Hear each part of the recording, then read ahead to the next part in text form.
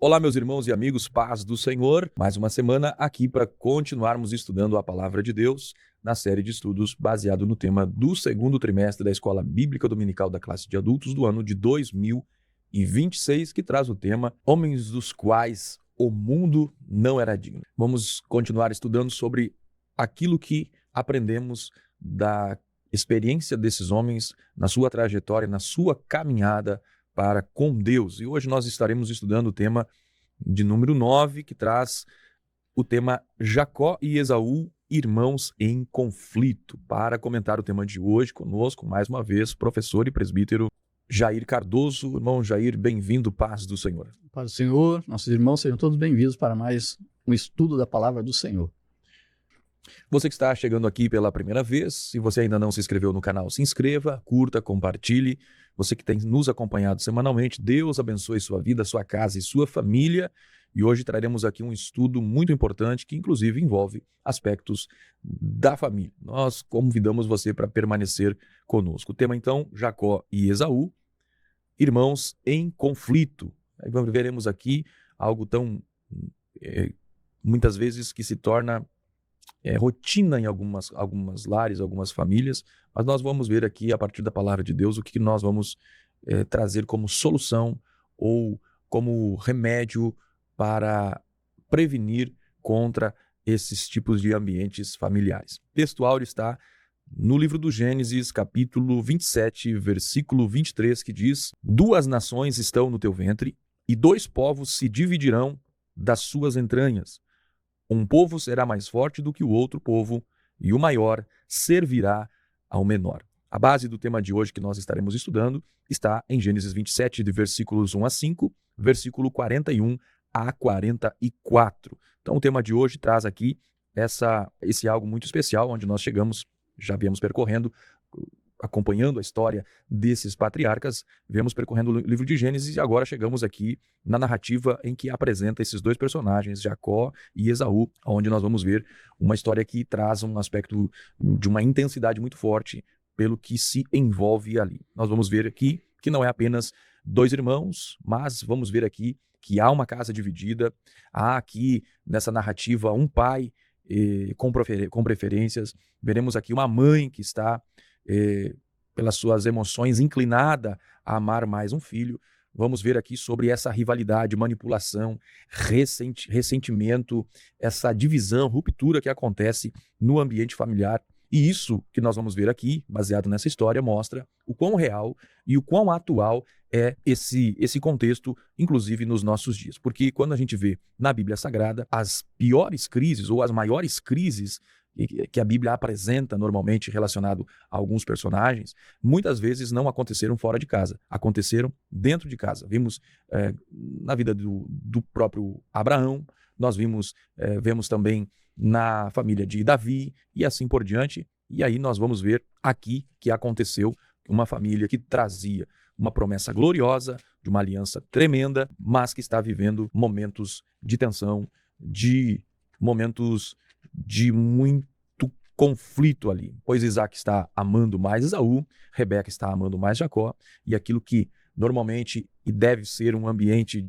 em que há um ambiente de amor, de acolhimento, onde há uma formação espiritual, estrutural na vida dos integrantes da família, aqui no caso se torna um ambiente de uma disputa entre os familiares, né?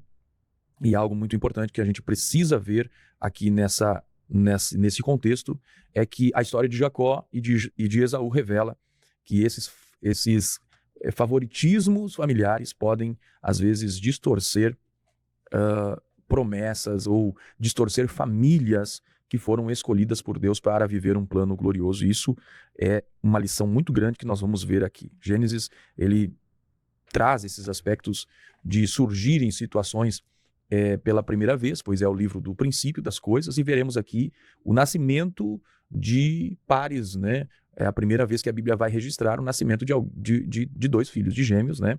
E isso, mostrando esse princípio, esse início também, a Bíblia também não esconde outros aspectos, mas mostra a realidade em que essas famílias estavam vivendo, e tudo isso para mostrar que Deus, ele é um Deus que é transparente na sua revelação, e aqui no contexto que a Bíblia nos apresenta, é que apesar das falhas dessas famílias, Deus continua insistindo, trabalhando e escolhendo famílias, né? Deus é quem escolher famílias, apesar das suas fragilidades. Bom, Jair, então um tema maravilhoso, onde nós chegamos no contexto onde mostra aqui o surgimento de dois personagens, onde nós estaremos vendo sobre o conflito entre esses irmãos, mas não somente eles, também aspectos relacionados aos seus pais, Isaac e Rebeca, pelo que o ambiente que se cria ali são ambientes que são trazidos pelos próprios pais.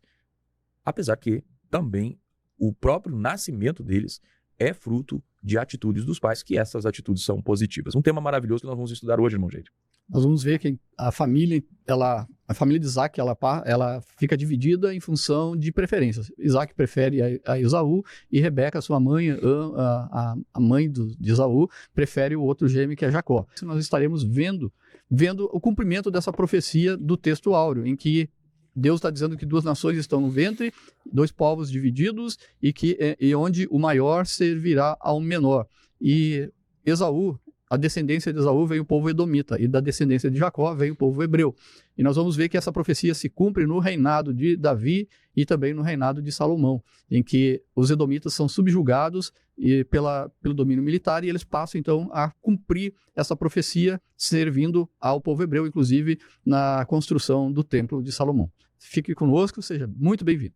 Muito bem, meus irmãos. Lembrando que se você ainda não se inscreveu no canal, se inscreva. Lembrando que se você não curtiu, curta, compartilhe, comente. Deus abençoe a sua vida. Irmão Jair, um tema de fato maravilhoso. E aí nós vamos ver no tópico 1, o tema de hoje traz três tópicos, onde nós vamos ver sobre os filhos de Isaac, onde nós veremos Esaú vendendo sua primogenitura, vamos entender esse contexto, e também veremos Rebeca induz Jacó ao pecado. Vamos ver ali os conflitos que se geraram a partir desse problema que se estabelece ali com o direcionamento equivocado da mãe de Isaac, da mãe de Jacó e de Esaú. Então, no tópico 1, vamos ver sobre os filhos de Isaac. E começamos vendo, irmão Jair, como eu mencionei no início, algumas coisas que acontecem nessa história são oriundas da atitude dos pais. Os conflitos que nós veremos foram trazidos pelo ambiente que se instaurou ali a partir do comportamento dos pais, de amar, enfim, como nós vamos ver.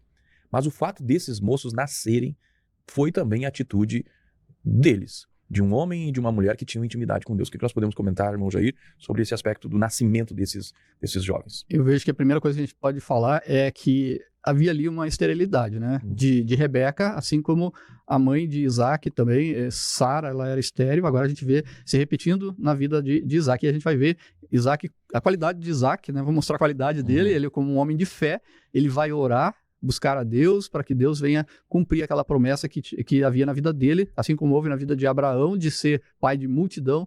E ali Isaac está no mesmo contexto, está casado e o filho não vem, e ele vai orar. E a Bíblia fala que ele orou insistentemente. E esse insistentemente, vale a pena a gente frisar, né, irmão Alex, que foram vários anos.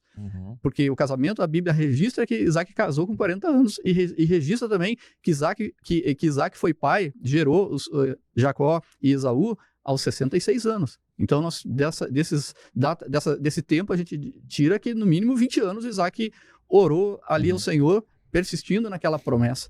Então, a gente vê um exemplo, nesse primeiro momento, assim, um exemplo de Isaac, um exemplo de homem de fé, de perseverança, né? De buscar aquilo que Deus havia prometido através dele. E, como resposta, vem o nascimento de Esaú e Jacó. Interessante, irmão Jair, que o fato dele saber da promessa não colocou ele naquele contexto em que muitas pessoas se colocam, onde, se Deus prometeu, vai acontecer naturalmente, né? Então, a gente vê que a promessa que Isaac tinha consciência não eliminou nele a necessidade de oração, e isso é uma lição muito grande para nós. E quando a gente fala em oração, né, irmão Alex, não é somente a pessoa estar ali falando com Deus, colocando com Deus, pedindo para Deus. Significa uma vida de consagração, uma vida de oração, de consagração, uma vida de jejum, de se colocar à disposição do Senhor, de agir como Abraão. Deus diz para Abraão, né, ande na minha presença e ser perfeito.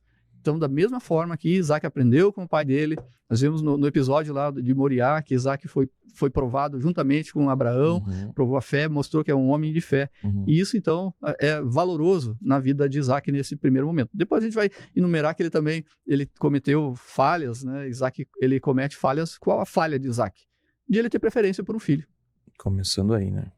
Então, essa é uma falha que ele vai apresentar, entre outras. Né? Mas aqui nesse texto a gente vê que ele mostrou preferência, afinidade pelo filho, que era caçador, que tinha mais relacionamento, assim, mais afinidade com esse filho, e mostrou que amava mais. E a palavra registra aqui que Isaac amou a Esaú. É interessante, irmão Jair, sobre esse aspecto desse homem de oração que ele é.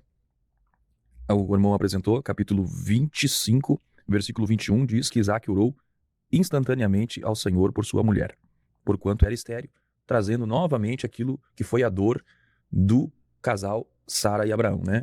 E, aliás, isso foi um contexto em diversos momentos da história bíblica, né? Vemos ali a esterilidade de Ana, e ela buscou o Senhor, e Deus deu a ela Samuel. Vimos Isabel também gerando João Batista, e no caso também não era esterilidade, mas a ação milagrosa de Deus agindo também na concepção de Jesus Cristo. O fato é que esse contexto de dor, de sofrimento, de angústia, até porque no contexto bíblico a esterilidade ou a ausência de filhos trazia vergonha, gerava fragilidade dentro de casa, algo que a gente vê no contexto de Abraão e Sara, que a fragilidade tomou conta ali, e aí as atitudes foram distanciando-se daquilo que Deus queria, e além disso, gerava dentro daquela família a ausência de descendência. E aqui era um choque tremendo, porque havia uma promessa, deles viria uma grande nação. Só que ele ora, ele sabe que para a promessa se cumprir não precisa ficar de braços cruzados esperando, precisa ter uma caminhada com Deus, assim como foi seu pai, assim vai ser Isaac. E o texto diz no capítulo 25, 21, e o Senhor ouviu suas orações.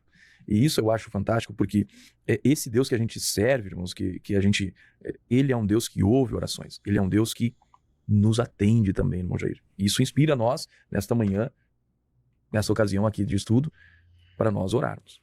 E nós vemos que a resposta de oração foi que Rebeca foi curada. A resposta, Rebeca foi curada e da infertilidade, e ela ficou grávida. E ali na cultura, as mulheres se conversando, a Rebeca percebeu que aquela gravidez ali era diferente das outras mulheres, né? Porque ela sentia um movimento muito grande dentro do seu ventre ali, e até então ela não sabia que ela estava grávida de gêmeos. E aí uma qualidade de Rebeca também, ela vai buscar a Deus em oração. É verdade. Ela vai buscar a Deus e dizer, mas o que está acontecendo no meu ventre, que esse movimento não para, esse movimento dentro do meu ventre, dentro da minha barriga. E Deus então brada dos céus, responde a ela, né? Responde e diz, olha, Deus então faz o ultrassom, né? O ultrassom inaugura aqui, esse Deus que depois de milhares de anos o povo vai descobrir que dá para fazer um ultrassom. E Deus aqui mostra um ultrassom na Bíblia, e ele diz, olha, Rebeca, duas nações tem dentro do teu ventre, 2 povos, eles vão se dividir, o maior vai servir ao menor. E é um ultrassom e também uma profecia, já sobre o relacionamento entre esses povos. Então, de Esaú vem o povo edomita, e de Jacó vem o povo hebreu. E como eu falei na introdução da lição, essa profecia ela se cumpre lá no reinado de Davi, e está em 2 Samuel, no capítulo 8, versículo 14, que vai dizer assim: e pôs guarnições em Edom, em todo o Edom pôs guarnições, e todos os edomitas ficaram por servos de Davi. E o Senhor ajudava Davi por onde quer que ia. Essa servidão dos edomitas aos hebreus, ela vai durar décadas, porque o reinado de Davi ele durou mais de 40 anos. Salomão, na sequência, os edomitas continuam servindo a Salomão. Então nós vemos o cumprimento dessa profecia, que vem junto nesse ultrassom, revelando ali para Rebeca aquilo que estava no ventre dela. 2 nações, 2 crianças, mas cada uma líder e trazendo uma descendência de nações diferentes. E nós vamos ver que aparece, então, o mais velho, o maior vai servir o menor, o maior vai ter o direito à primogenitura, e vai trazer, então, vai servir ao menor, que é Jacó. E aos olhos da cultura hebraica, a lógica humana seria sempre o primogênito ser o líder, ser o maior, ser aquele que Deus iria escolher. Mas Deus, ele não se atém à cultura humana, né? Deus, ele não se atém a isso. Então, ele vai colocar em primeiro lugar a sua soberana vontade, o seu querer, os seus planos, os seus desígnios. E o desígnio de Deus aqui, ele escolheu o menor para ser ali o povo em que Deus vem abençoar todas as nações da terra, ou seja, o povo de Israel, de onde vem a revelação da palavra do Senhor, vem a inspiração da Bíblia para escrever a Bíblia, e também vem o nosso Senhor e Salvador Jesus Cristo, da descendência ali de Abraão, Isaac e Jacó. Interessante, irmão Jair, que esse padrão de Deus de inverter, né, para fugir da lógica humana, da cultura humana, das expectativas humanas. A gente vê a aceitação de Deus de Abel em vez de Caim, Isaac em vez de Ismael, porque Ismael tinha nascido primeiro lá, aquela coisa toda, mas havia uma escolha de Deus com relação a Isaac. Aqui com Jacó em vez de Esaú, o próprio José entre os seus demais irmãos, e Davi, né? Samuel chega lá para ungir um dos filhos de Jessé e vem Davi antes dos demais filhos. E aí é algo tão maravilhoso que mostra esse aspecto da soberania de Deus. E vale dizer, irmão Alex, que é escolha para um propósito. Um propósito de Deus. Deus tinha um propósito com cada pessoa e ele faz essa escolha. Agora, em relação à salvação, Deus, ele não faz acepção de pessoa. Ele não faz a escolha, esse vai ser salvo e esse não vai ser salvo. Não, Deus quer que todos venham ao conhecimento da verdade e sejam salvos. Exatamente. E essa escolha para esse propósito não está baseado naquilo que alguém faz por merecer, mas também na graça. Assim como a salvação não é por mérito próprio, assim também a escolha de Deus para a execução do propósito em determinadas ocasiões também está baseada nessa graça de Deus que está soberanamente derramada sobre a história da humanidade. O próprio Carta aos Hebreus fala que não tendo eles nascido ainda, nem tendo feito bem ou mal, Deus escolhe Jacó. E essa escolha, então, foge daquilo que é mérito humano e sim vem ser a graça de Deus. Enfim, ocorre o nascimento, né? Já Jacó, agora com 60 anos de idade, ele vê o nascimento de seus filhos. Rebeca, então, vai dar à luz a 2 filhos gêmeos, como registrado em Gênesis 25, versículo 26, e aquela gravidez ali, resposta de oração, ela foi uma bênção e também um evento singular registrado nas Escrituras, porque é a primeira vez que a Bíblia ela registra ali uma gestação e um parto múltiplo. E nesse parto, o primeiro bebê que vai nascer é Esaú, e a Bíblia fala que ele é ruivo e que ele tem que ele é peludo, né? Ele tem uma característica física ali de ser peludo. Ele recebe exatamente o nome de Esaú com esse significado. E Esaú teria direito como ele nasceu primeiro, a esse direito à primogenitura. E o segundo filho que nasce, então, Jacó, ele nasce agarrado ao calcanhar de Esaú, e ele recebe, então, o nome de Jacó, que tem o significado aquele que segura pelo calcanhar, ou alguns utilizam como também acalcanhador. Então, daí nós vemos esse milagre se concretizando na vida de Isaac e de Rebeca, não só pela gravidez, mas agora pelo nascimento desses 2 bebês. É interessante, irmão Jair, mencionar que essa soberania de Deus aqui, nesse contexto do nascimento, e isso que o irmão mencionou, essa profecia de Deus a Rebeca, interessante que olha o ambiente que tinha dentro daquela família, pois Isaac orou, e quando Rebeca estava em dúvida do que estava acontecendo no seu ventre, ela também foi perguntar ao Senhor. E a gente sempre fala, quando refere-se à família, que os pais são responsáveis de criar um ambiente de comunhão. Então não era algo, eles não estavam vivendo uma continuidade de uma religião do patriarca Abraão. Não, eles próprios tinham um relacionamento com Deus. Veja bem, não foi Rebeca a Isaac para que este perguntasse a Deus o que estava acontecendo. Ela foi. Então, essa intimidade com Deus, o homem precisa ter, a mulher precisa ter, e esse exemplo vai precisar ser refletido dentro da sua família. Havia ali um ambiente de busca, de intimidade com Deus. Agora, quando Deus revela, ele revela que havia ali, e o maior serviria ao menor. O maior seria o que nasceria primeiro, e a gente percebe que Esaú nasce primeiro, Jacó vem agarrado ao calcanhar, mas a soberania de Deus, o conhecimento prévio de Deus, a decisão de Deus na escolha para um plano maior, que fazia parte do plano redentor, não ficou limitado à questão natural que estava acontecendo ali. Porque o direito era de Esaú, na primogenitura, e agora Deus está num conflito. Mas Deus está estabelecendo ali, invertendo aquilo que a cultura trazia, invertendo o que a própria fisiologia, o nascimento ali aconteceu, para escolher e trazer para o seu plano um homem que, no decorrer da sua história, vai apresentar diversos problemas com relação ao seu caráter, à sua vida, à sua conduta, e este nasce agarrado ao calcanhar do seu irmão, parece que ali num sinal já profético daquilo que ele queria, de fato, fazer parte do plano de Deus.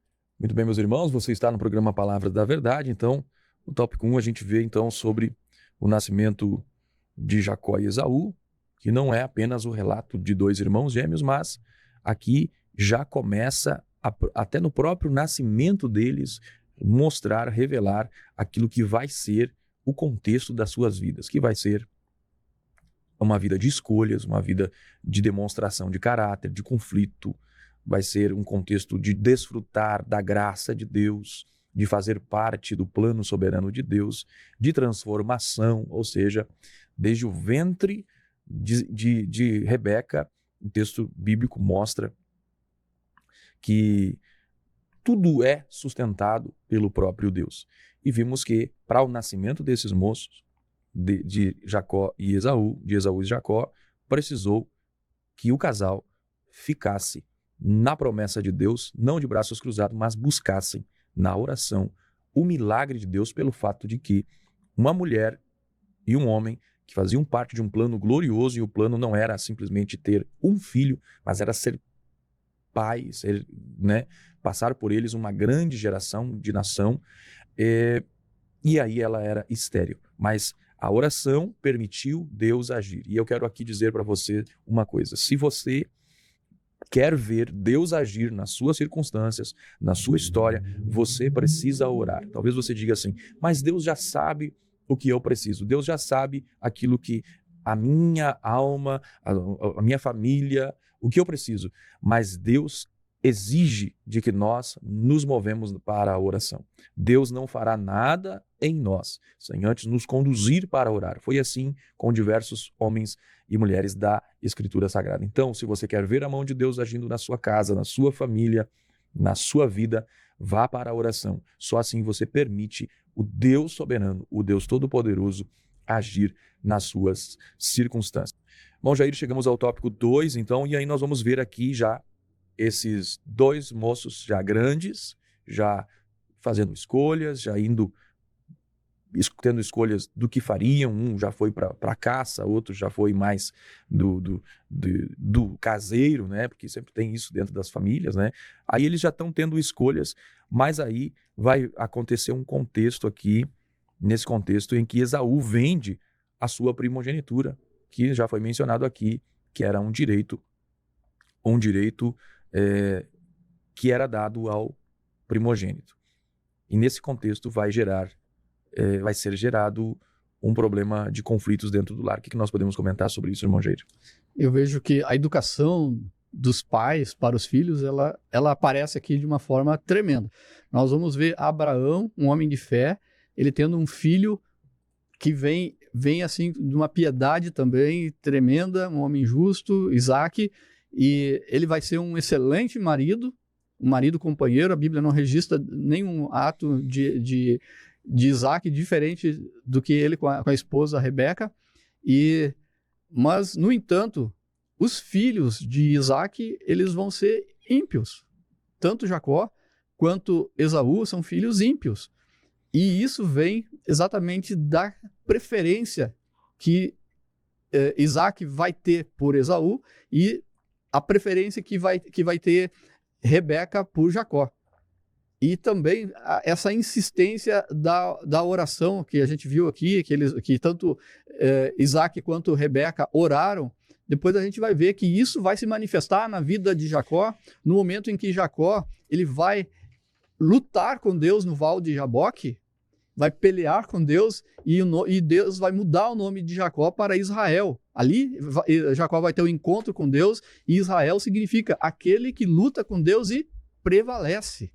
Então, orar insistentemente, irmão Alex, eu vejo isso, é você lutar com Deus até que venha a tua bênção. O próprio Cristo, Jesus, deu a parábola do juiz iníquo sobre a importância de orar e perseverar na oração até que receba a resposta. Então, aí nós vemos assim o exemplo positivo, né? O exemplo positivo que da oração, tanto na vida de Isaac, na vida de Rebeca e também na vida de Jacó, que vai lutar com Deus e vai ter o nome transformado, vai ser mudado ali de Jacó, o enganador, para Israel, aquele que luta com Deus e aquele que prevalece.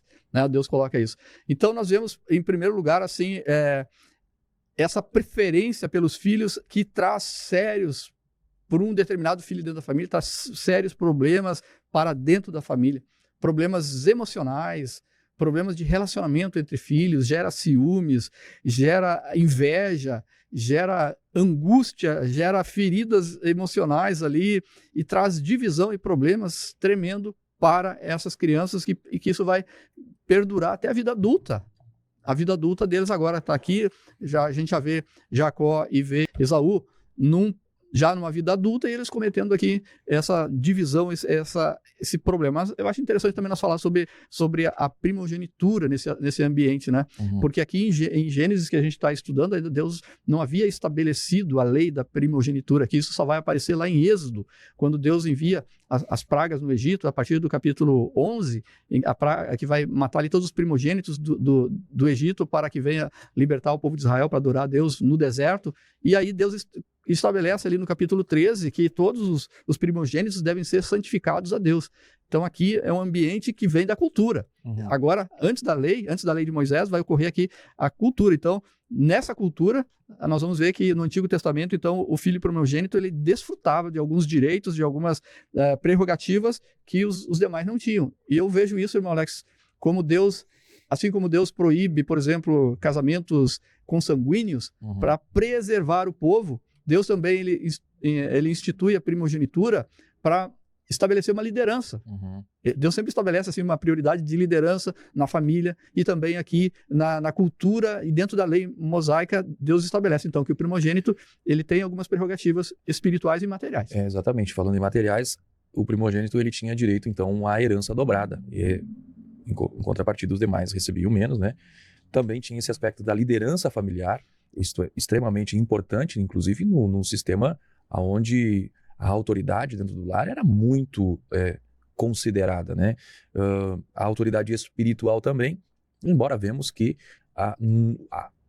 nenhum dos dois nesse momento estavam preparados para a liderança espiritual, mas Esaú estava muito distante disso, né? Isso é encontrar essa continuidade da linhagem patriarcal em que aquele então, o filho mais velho, seria aquele que seria o chefe do clã, tendo em vista de que nós estamos falando de um texto de milhares de anos atrás. E quando a gente vê aqui Deus dizendo para o primogênito receber uma porção dobrada da herança, a gente vê que Deus ele se preocupa também com a questão material, a questão espiritual e a questão material, porque um povo, uma nação, uma família, ela vai permanecer e precisa desses recursos. Então Deus pega assim, o filho mais velho, que ele vai ser encarregado por isso, para a manutenção da memória, do patrimônio da família. Agora uma coisa interessante, irmão Jair, então tendo em vista desses aspectos, a primogenitura era algo maravilhoso, era algo que alguém desejaria. Jacó desejou isso, né?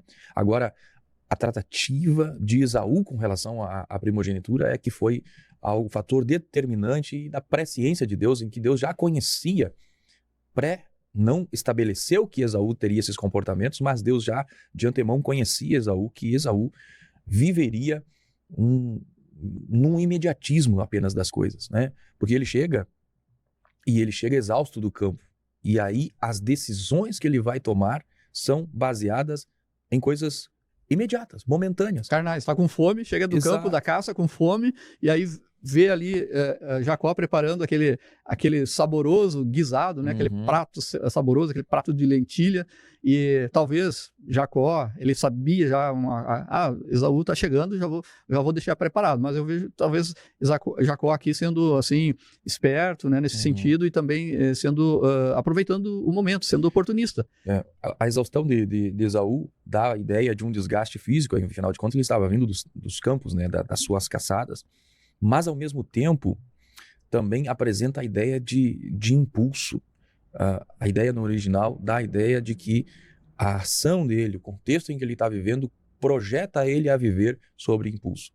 E sobre impulso, o cheiro do guisado lhe coloca a tomar uma decisão e uma escolha tremenda, em que ele diz assim, de antemão ele diz, eu quero desse guisado, dessa carne vermelha aí que você está fazendo. Que eu estou morrendo, ele diz, me dá logo isso que eu estou morrendo. Exatamente, né? E aí Jacó que não era fraco da sua mente, ele entendeu a vulnerabilidade que se encontrava o seu irmão naquele momento, e aí usou de uma estratégia, e essa estratégia foi num nível de audácia tremenda, em que, tendo em vista que nós falamos de tudo que era característica de quem era primogênito, o que ele herdava, quais eram os benefícios, a proposta de Jacó, nesse momento, automaticamente deveria ser ao tipo, como um louco você está falando, vou vender a minha primogenitura por um guisado, mas infelizmente, ou felizmente, de acordo com o plano de Deus, nós vemos esse Esaú se revelando alguém impulsivo, já Jacó, aquele que projeta, aquele que calcula, Esaú pensando no agora e Jacó pensando no futuro. E aí já vimos sobre esse valor dessa primogenitura, mas o fato é que nesse contexto, Esaú vendeu a primogenitura. Esaú, ele não hesita, né? Ele não hesita, ele não fraqueja, ele diz, não, vendo, entrego logo. Eu estou morrendo, eu estou com fome. O que me basta isso? O que eu quero como primogenitura? Ele não valorizava, isso mostra que ele não valorizava o posto que Deus colocava sobre o primogênito, de ser um líder espiritual, de ser aquele que tinha o direito ali, uma porção dobrada, não aceitou, na verdade ele não estava aceitando as bênçãos que Deus estava colocando, então a gente vê tudo isso que cerca o caráter de Esaú.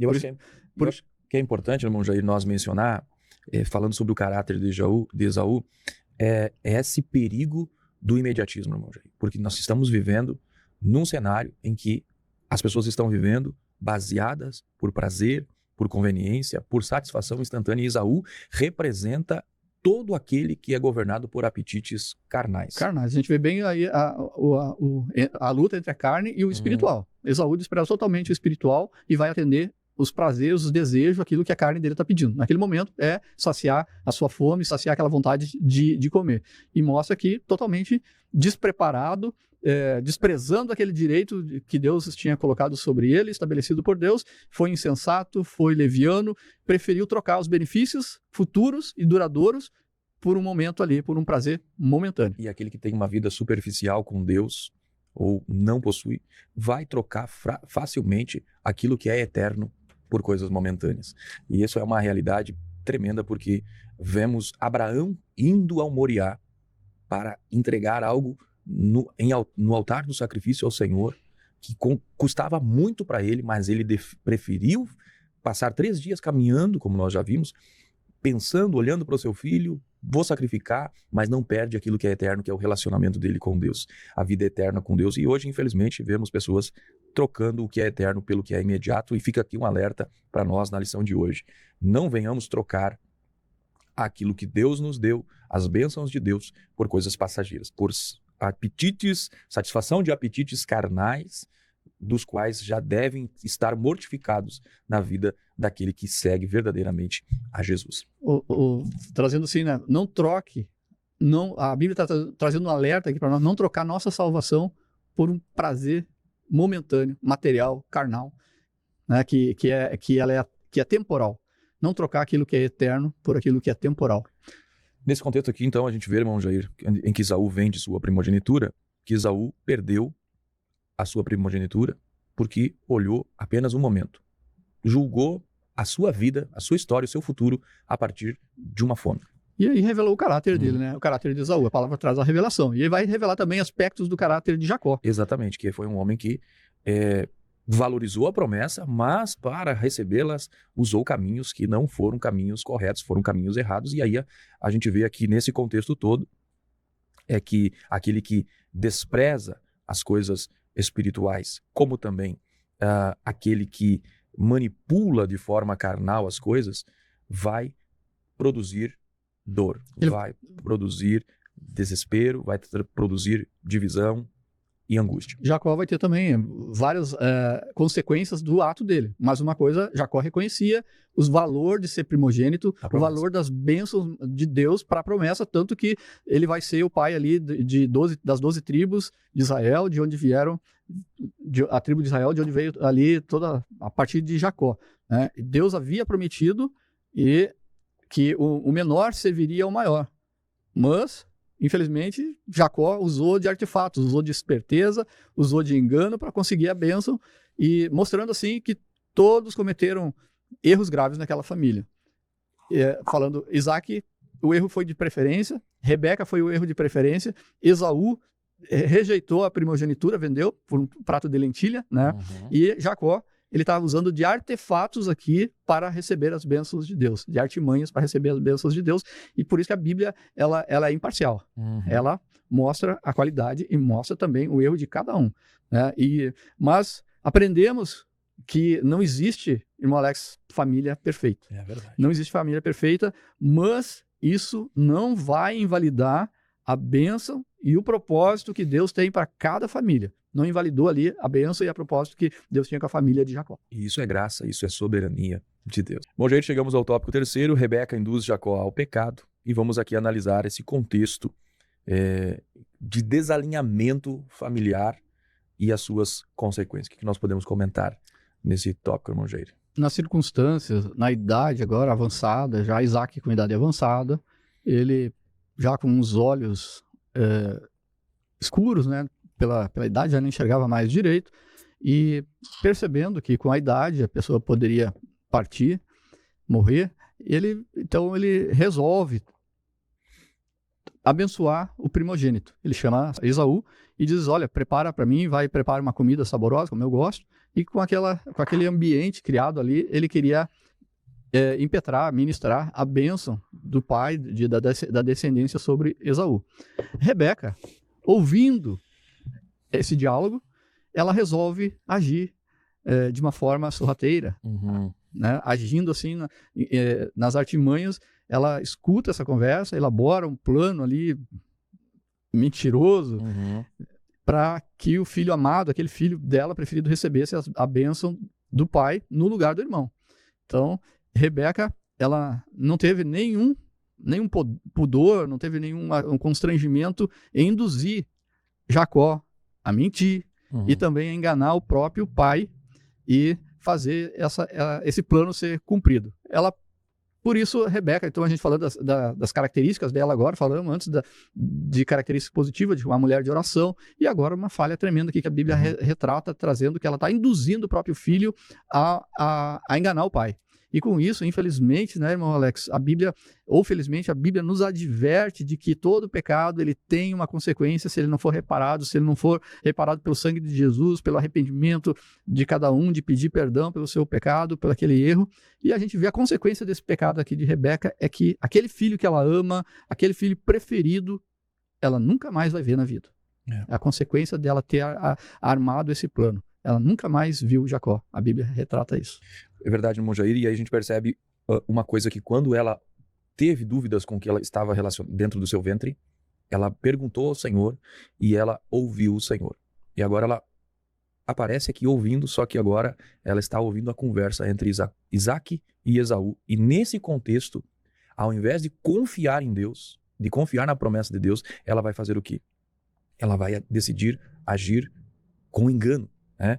E aí isso é importante porque o que Deus já tinha declarado sobre ela é que dentro dela haviam duas nações e o maior serviria o menor. Né? Então Rebeca não precisava tentar ajudar Deus ainda mais com uma mentira. E aí a gente vê vários casos em que homens e mulheres tentaram ajudar Deus. Vemos já Abraão e Sara tentar ajudar Deus com Agar. Saul tentou também ajudar Deus. O povo está tá indo embora aqui, o que eu vou fazer? Vou sacrificar, né? Pedro tentou impedir Jesus de ir para a cruz. Ele disse: Jesus, não te faça isso, você não vai para a cruz, né? E assim acontece aqui com Rebeca, onde ela tenta controlar a promessa de Deus. Isso é um erro absurdo de nós tentarmos controlar a promessa de Deus. Por exemplo, alguém pode ter uma promessa de Deus ministerial, mas aí, o que faz com essa promessa? Né? Aí não deixa o tempo passar. E o tempo, ele é doloroso. Nós já vimos quando estudamos sobre Abraão, tendo que esperar, e a sua impaciência em relação à espera. Mas vamos supor, Deus tem uma promessa para alguém. E essa promessa, ela pode se tornar um mal na vida da pessoa se as atitudes dela forem atitudes contrárias aos padrões de Deus. Vai trazer conflito. Muitas vezes a pessoa tem uma promessa, e porque ela tem a promessa, começa a agir de forma, inclusive, distanciando-se do padrão bíblico, onde o homem e a mulher de Deus precisa ter maturidade espiritual, precisa ser fiel, precisa ser verdadeiro, não pode ser alguém que entra por atitudes carnais. E muitas vezes as pessoas, para viver a promessa, entram nesse caminho. Só que esse caminho é um caminho de pecado. E aqui a gente percebe que Rebeca, nesse contexto, escutando a conversa, ela vai trazer aqui para Jacó um ensino. E qual é o ensino que ela traz? A enganar, não é verdade? Qual é o ensino que ela traz? Para que ela manipule o contexto, para que, inclusive, Jacó, assuma a identidade falsa diante do seu pai.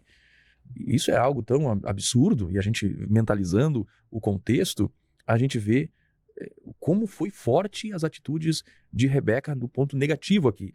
E isso nos mostra algo muito importante, que os pais, eles vão discipular os seus filhos, muitas vezes induzindo eles ao erro, tanto pelo exemplo, como muitas vezes por orientações. E isso é perigoso, porque todo pecado não vem sozinho, ele vai trazer danos. E aí nós vimos o irmão Jair no ponto 2 sobre o plano que ela estabelece. O que nós podemos comentar nesse plano?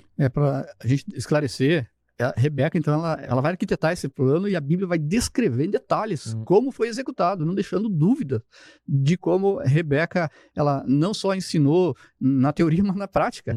Ela participa. O que ela faz? Ela, com astúcia ali, ela chama Jacó e diz que: olha, Jacó, eu ouvi seu pai pedir a Esaú que ele fizesse um guisado. Vamos fazer o seguinte: eu vou fazer o guisado, porque eu sei como é que Isaac gosta do guisado. Faz anos que faço guisado para ele. Né? E o guisado aqui, irmão Alex, é importante nós falar que é aquela carne de panela, né? Aquela carne que é saborosa ali na panela, feita na panela. E até no norte é muito conhecido isso por carne de panela mesmo, né? E aqui ela vai fazer, ela sabe como Isaac gosta daquela carne, e diz: ó, Jacó, tu só vai pegar e vai levar até ele, para ele comer, e ele vai te abençoar. Aí Jacó diz: espera aí, não vai dar certo, mãe, porque eu e Esaú somos muito diferentes. Esaú é peludo e eu sou liso. Aí não, Rebeca diz: não, pera aí que eu tenho uma solução. Você vai colocar ali, vai revestir, ele vai passar a mão e vai ver que é peludo. Vai passar uma pele de animal, vai colocar sobre o braço ali. E então eles fizeram isso. E nós vemos nisso que Jacó, a princípio, ele resiste ao plano da mãe, né? Ele resiste a isso, mas o pecado jaz à porta. Como Deus falou ali para Caim, né? Cabe a nós resistir. Cabe a nós resistir. Então, o pecado veio, bateu a porta, mas o que aconteceu? Jacó acabou cedendo aquele plano carnal e, enfim, eles agiu daquela forma, e Isaac, então, foi enganado e abençoou a Jacó.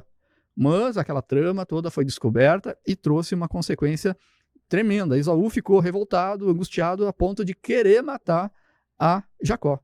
Então é um episódio triste da preferência por um filho, e utilizando de mentira, de engano, e como consequência traz um prejuízo intenso para o relacionamento da família. E aí vemos aqui então que esse plano da Rebeca trouxe essa aparente vitória momentânea, né?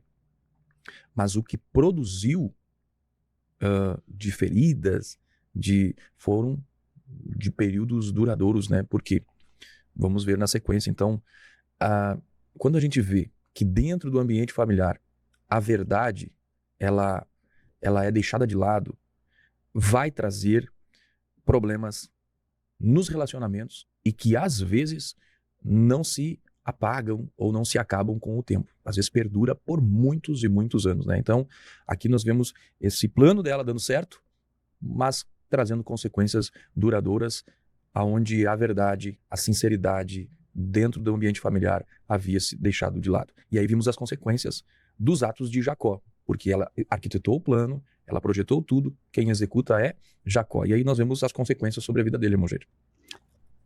No propósito, Deus já havia falado, Deus já havia decretado que Esaú serviria a Jacó. O maior serviria ao menor.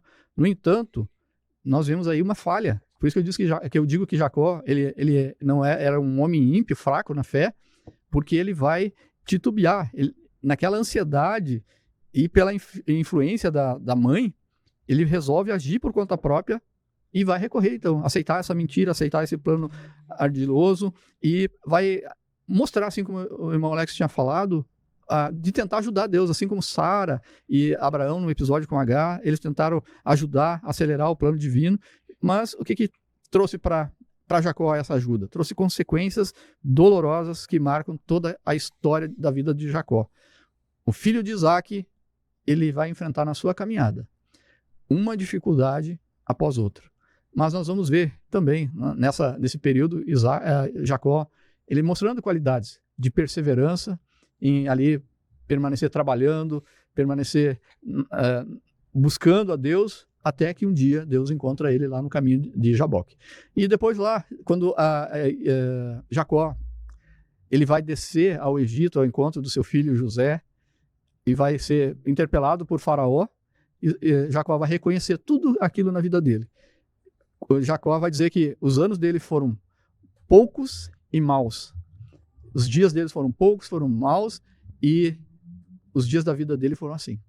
Muita luta, né? E em função do quê? Consequências de atitudes que ele tomou nesse momento precipitado ali com seu irmão Esaú, dentro da sua família, e com seu pai Isaac. Muito bem, meus irmãos, irmão Jair. Então, para nós fechar esse tópico, vemos então que Jacó, ele queria a bênção, mas ele tentou alcançar essa bênção nos caminhos errados, de maneira errada, né? E isso nos mostra que quando a gente tenta acelerar a promessa de Deus ou ajudar Deus nesses processos, normalmente nós nos colocamos em cenários em que nós criamos sofrimentos que eram desnecessários, né? E é o que o contexto aqui nos mostra. Mas algo que nós podemos glorificar a Deus é que mesmo nessas circunstâncias, a graça de Deus, ela transforma e muda a vida de cada um que entra no caminho de Deus, e o Senhor transforma caminhos errados, caminhos tortos, endireita essas veredas e faz deles instrumentos poderosos nas suas mãos. Irmão Jair, o que nós podemos concluir do tema de hoje, que foi um tema maravilhoso e que gostaríamos de ficar mais tempo falando, comentando e aprofundando alguns pontos, mas infelizmente o tempo não nos permite. Eu vejo, irmão Alex, que a despeito de nós termos promessas e propósitos de Deus nas nossas vidas e nós querer apressar a Deus, nós não devemos fazer da nossa forma, mas da forma de Deus. E como é que é feito isso? Através da oração insistente, como Isaac fez. Isaac orou insistentemente durante um grande período. Então, duas coisas: orar e persistir, ter perseverança, ter paciência. E orar conforme a Bíblia diz. No Salmo 70, eu uso para encerrar, diz assim: apressa-te, ó Deus, em me livrar, Senhor, apressa-te em ajudar-me. Então, a forma de fazer Deus, de Deus acelerar suas promessas, é nós pedir a Ele, conforme aqui o salmista fez. Muito bem, meus irmãos, então chegamos ao final do programa de hoje. Nos veremos na próxima semana, onde nós estaremos estudando sobre a experiência transformadora de Jacó. Veremos algo tão glorioso, que é aquela experiência em que ele vê uma escada que ligava a terra ao céu, onde anjos subiam e desciam e subiam, e ali ele faz um voto com Deus. Nos vemos na próxima semana. Deus abençoe sua vida, sua casa e sua família. Graça, paz, prosperidade de Deus, salvação para o seu lar, em nome de Jesus.